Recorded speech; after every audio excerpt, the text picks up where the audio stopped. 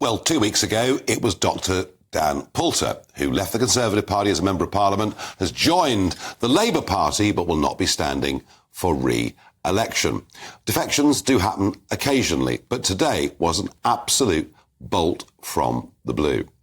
The Conservative Member of Parliament with a 12,000 majority from Dover and Deal, and remember Dover, of course, is there on the front lines. That's where the small boats come in. That's where the people first get processed in an issue that initially was a constituency and county issue, but is now a massive national issue. And the local MP, Natalie Elphicke, has been deeply critical of the fact she doesn't think Labour really have a plan to deal with the boats problem in any way at all. I think she's also quite sceptical about the Conservatives' plan. She is very, very much on the right wing of the party. And I can tell you, having spoken to local people, that the local Labour Party absolutely hate her. So how bizarre that Prime Minister's Questions begins at midday, and there Natalie Elphicke is sitting in the row behind Keir Starmer. No one quite knew really what was going on. But later on, after PMQs, in an interview, she gave her reasons for now joining the Labour Party. Well, in 2019, the Conservatives stood on a manifesto that was very much centre ground. But under Rishi Sunak, they've abandoned the centre ground and broken many election promises. Meanwhile, under Keir Starmer, Labour have changed. And I think that change is going to bring a much better future for our country. And that's why I was so keen to join the Labour Party and play my part in bringing that important future forward. Okay.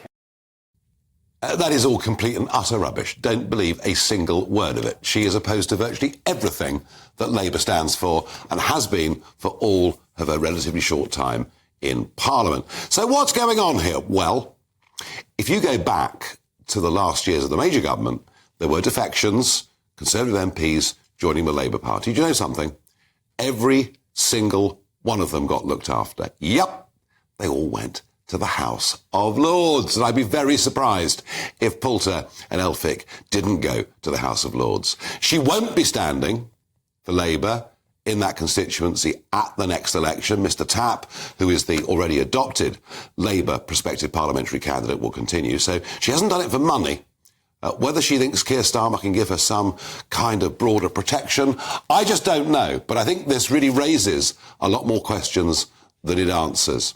I wouldn't be surprised to see quite a few more defections to the Labour Party, especially in seats where it appears the Conservatives are doomed. But this really is a funny one. And at the heart of it, as I say, is her criticism of the Labour Party for its approach to small boats, let alone to legal migration. So today, the Centre for Policy Studies has had a get-together. They produced a report, and they're questioning publicly whether large-scale migration has delivered economic benefits. And this is interesting because the narrative from all of the think tanks, from all of our leading politicians has always been, especially the BBC, has always been that immigration is good for the economy. Well, the CPS are challenging that today. They're even saying it's putting pressure on housing. Who knew? And, of course, their star turn was the former immigration minister, Jenrick, Robert Jenrick. But here he was on with Nick Ferrari of LBC this morning. Require Nigel Farage with a blue rosette. Is it time to have him back into the party? Well, I would not oppose Nigel Farage coming back into the party, but that's not our priority. He's associated with a different political party today. What we should be doing is tackling the issues that the public care about and which are leading some former Conservative voters to look elsewhere. And as I say, legal migration seems to be absolutely top of the list. It's funny, whenever it comes to this issue of immigration, be it legal or illegal, my name always seems to crop up. And here he was later on at the Centre for Policy Studies. What could the consequences be for the Conservative Party if it does not bring Nigel Farage and his fellow travellers back into the fold? Well, firstly, I've been clear that this is not an issue of any one individual or political party. I think that politicians and governments have made promises and been unable to keep them for the last 30 years. And we have to end that. one of the reasons I ultimately chose to leave the government was I didn't want to be just another politician who made promises on immigration and broke them. Some politicians are more culpable than others. I think, for example, Theresa May, as Home Secretary, worked very hard to bring down levels of net migration and deserves credit for the work that she did. There were mistakes made in the immediate aftermath of Brexit, and the system that was designed was a very liberal one, which has had a number of negative consequences. Negative consequences. Well, as I said here in 2021, what Boris Johnson effectively did was open up the borders to the whole of the world, not just the European Union, as it was pre-Brexit. Well, I'm pleased that people are finally catching up with the fact that this is having a massive impact on people's quality of life. I don't even think this is about economics. This is what I said on Question Time back in 2016. Look, whichever way you cut this, immigration is the number one issue in British politics. It has been for some years. People are very upset. They're very unhappy. They're seeing the impact on local schools. They're seeing the impact on GP services. They're seeing the impact on housing, or the inability of young people to get on the housing ladder. So that's why it's the number one issue. There are reports that say that we're better off with mass immigration. There are some reports that say we're slightly worse off economically with mass immigration. But to me, there's an issue called the quality of life.